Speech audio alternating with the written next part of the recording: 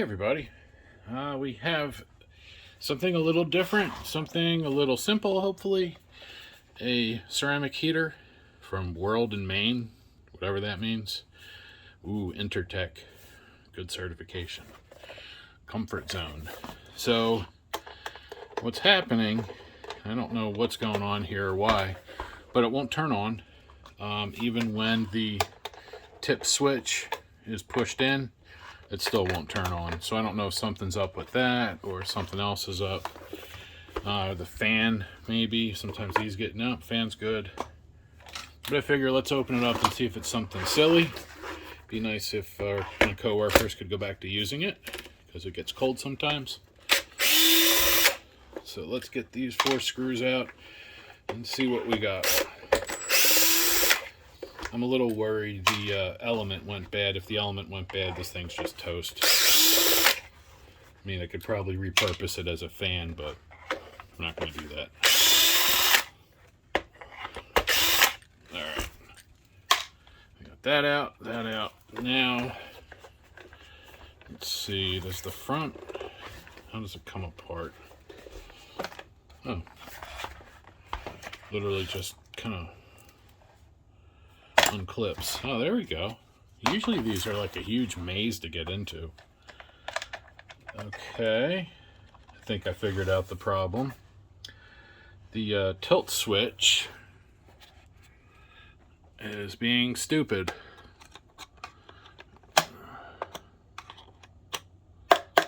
Little button's not popping out. Can't click on anything. Alright, so I got my meter. It's on continuity. So if we have connection, it'll beep. So I suspect if I go from here to here, it's going to be open. Yep, it should go like that if it was working. So let's see if I can fix the switch. And if not, let's see if we can put something else in. I don't want to just remove it because with my luck, somebody will knock it over and then start a fire, and that would be bad. Come on. I'm trying to grab the little release button. There we go. There's a little clip in the connector that holds that in. Oh, it looks like it might have melted. Yeah. See the in here, there's like plastic. Oh, you guys really can't. But this melted. The probably the heating element being close, or maybe it was a bad connection. But it heated up this housing, and that melted. All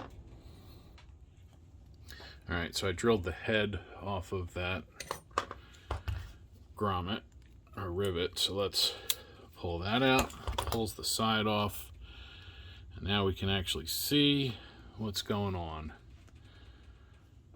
Oh yeah, so basically just kind of melted, it looks like.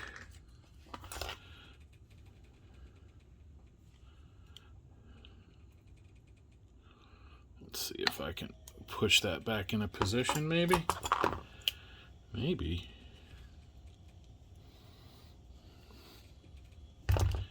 The this piece popped out. That should,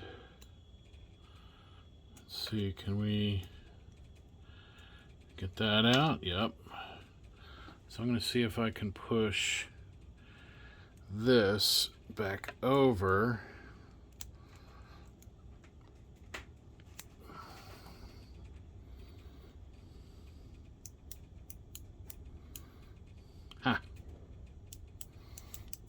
Like that. So let me just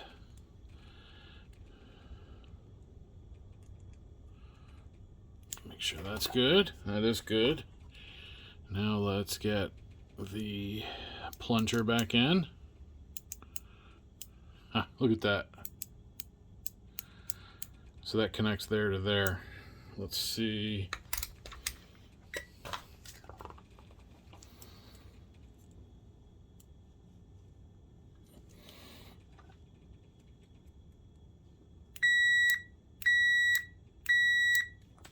working. So let's put the cover back on, and then I will push the grommet or the rivet back through, and then I'll try and peen it over. I mean, it's really tight.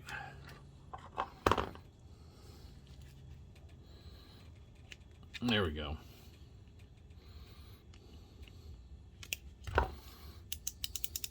Hear that? One more time.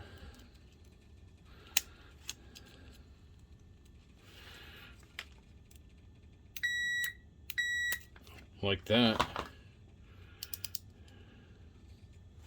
And then I'll see if I can just peen that over a little bit. Let's see, I gotta sit it on something.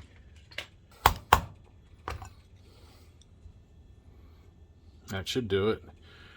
It spread out that hole a little bit, so that's not gonna come out now. It was really tight anyway. All right, so not perfect. I should replace that switch, and I will eventually, but first let's get the let me get this old heat shrink off so we can get some new stuff on there.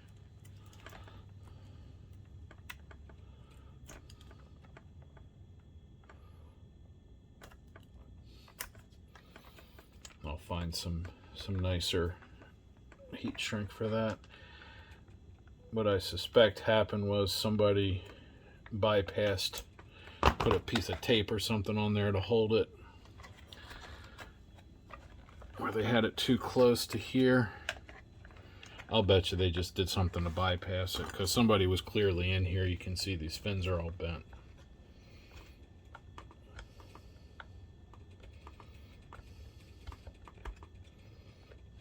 So let me get some heat shrink. Alright, so some longer stuff. It actually has the glue in it, so it'll make it nice and tight. That feels good. We'll slide that on there, and then I'll just use a lighter. Just go quick and thorough, and then that should shrink it enough.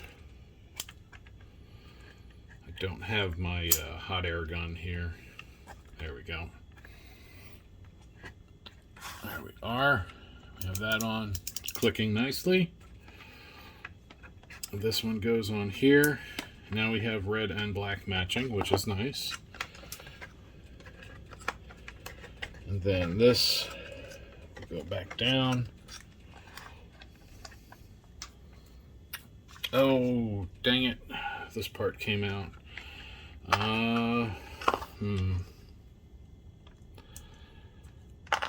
Let's see if I can get this to open up enough. I peened that up. Good. I got it to move a little bit, and that's good enough. So let's put that back in. There we are. And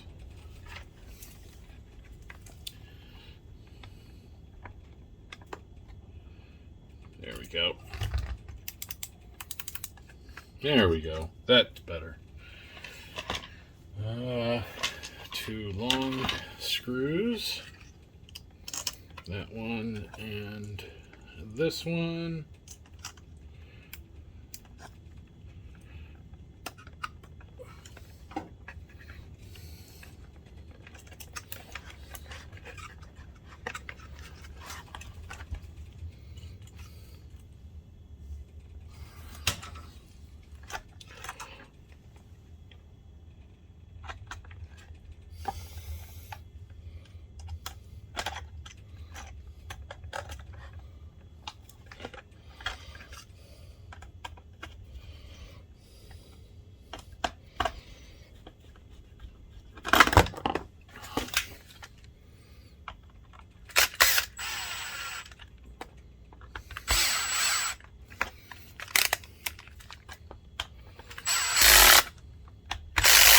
There we go.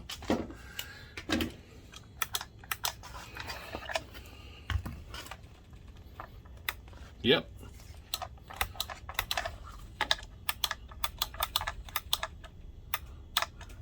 I like that. Let's see, then we got to put this back on.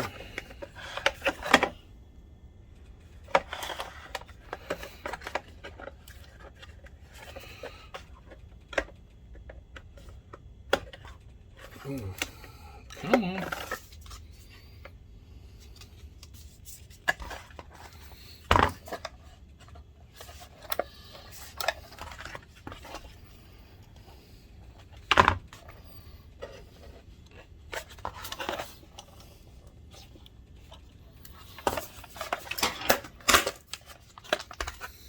Alright, so the front has to go on first, and then the top will drop down into it.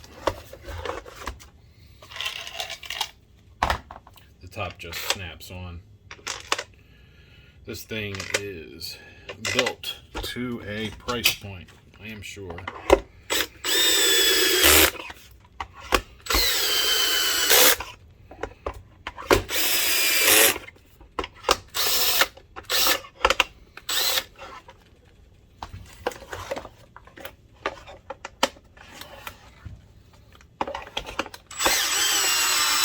There we go. And then we'll snap the top on. You can see it's got a bunch of clips.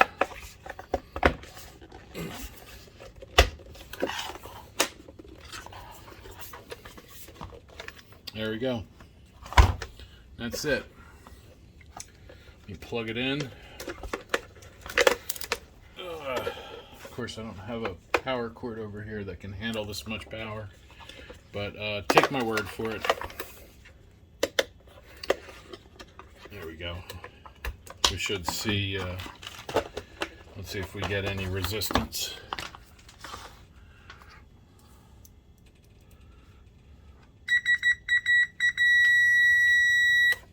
Off. On.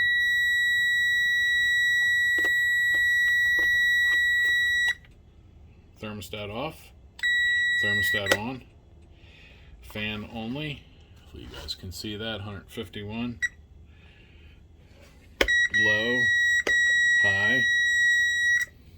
So 30 ohms on high. 50 ohms on low. Fan only is 151 ohms. And then off. So that means, let's see. So we have,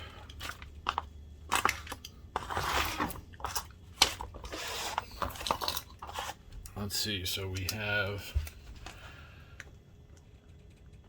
high, low, fan, 30, 50, say 150. So E equals IR, 120 equals I 30.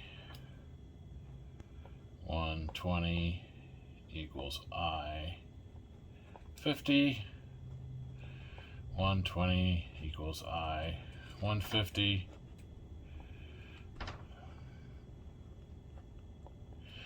So I equals 4. Yeah, I equals what? 2.2,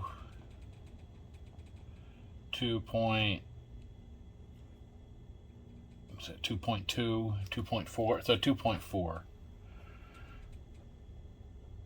Handwriting is terrible. And then I equals less than an amp. So that's what, 0.8 or so. I'm just doing that in my head. I'm sure it's not, but you get the idea. So high, 4 amps. Low, 2.4 amps. Fan,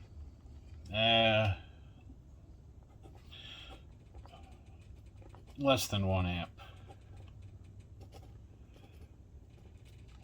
So roughly, I'm going to say 0.8-ish. So, not too bad. What do they rate it as? Let's see. 1500 watt max. So that's the case for, that doesn't make sense. 4 times 120. That's like 1,000 watts. There's no way this thing's 1500 watt max. Maybe it is. Maybe the resistance drops once it gets hot. I know resistive elements can draw more current when they get hot, but for, you know, you get the idea. So anyway, if you have a question about your ComfortZone heater, put it in the comments. I, don't really know why you'd want to fix one of these, but if you want to, now you have some instructions on how to do it. If you have any questions, of course, stick it down in the comments. If you don't subscribe, click the subscribe button wherever it is. But most importantly, thank you for watching.